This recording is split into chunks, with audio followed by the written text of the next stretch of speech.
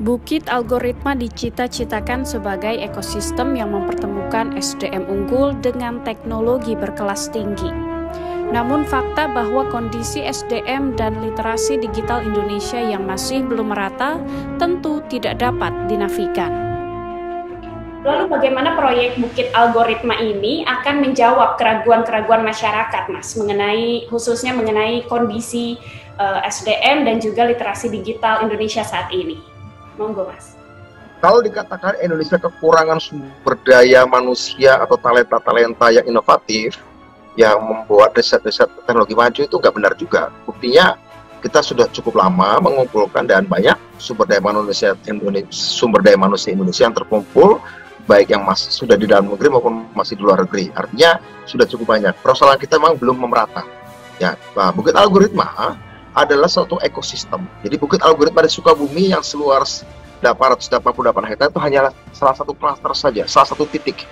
Tapi nanti kita akan kembangkan, kita ajak komunitas-komunitas di berbagai kota, kabupaten di Indonesia, provinsi di Indonesia, bahkan desa. Kita akan libatkan supaya mereka terlibat kegiatan ekonomi berbasis teknologi. Teknologi pertanian terutama yang dibutuhkan, ya, teknologi perkebunan, ya, teknologi kesehatan. Sekarang kita menghadapi era pandemi.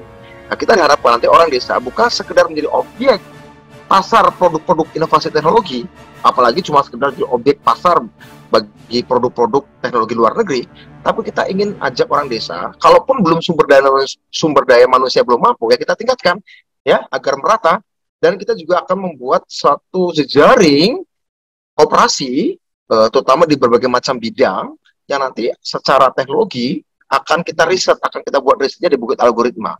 Oke, jadi bisa dikatakan bahwa si tantangan tadi, misalnya literasi, kemudian kualitas SDM yang belum merata itu, justru dengan adanya Bukit Algoritma ini ingin menjawab tantangan tersebut, begitu, Mas? Betul, itu kita anggap sebagai bukan tantangan, sebagai problem.